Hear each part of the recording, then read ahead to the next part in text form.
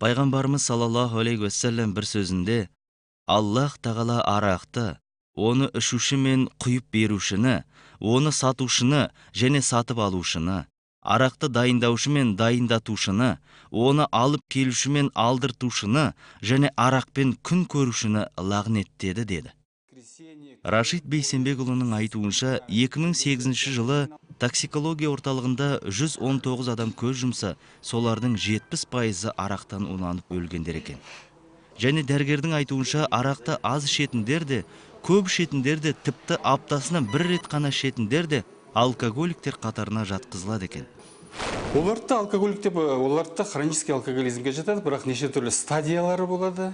Сол алдыңғы бірінші стадиясында жүрген адамдар деп есептеуге болады оларды. Алла тағала адамға жаратқан кезде денсаулық береді, ақыл, ой, ес, бүкіл кровеносная система, бүкіл адамның ағзасын дұрыс жұмыс істейтін қып жаратады.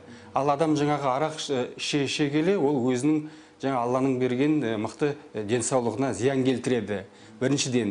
Екіншіден, ол азғырған адам, ол тек қана өзіне ғана зиян келтірмейді, ол семьясына, бүкіл біздің айналасындағы да қоршаған ортаға да үлкен зиянына келеді. Сондықтан да бұл тек қана өз денсаулығына ғана зиян емес, бұл діни тұрғыдан егер алып қарасақ, үлкен күнә деп ойлаймын менде.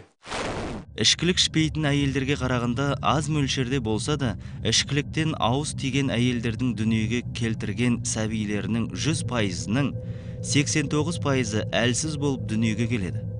84%-ы болашақта психикалық қиыншылықтарға ұшырайды.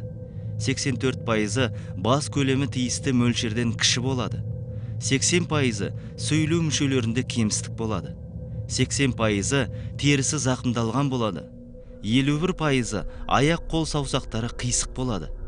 46%-ы жыныстық мүшелерінде кемістік болады. 41%-ы есту мүшелерінде кемістік болады. 29%-ы жүрек ауруына шалдыққан күйде туылады. 25%-ы көру қабілеті төмен болады.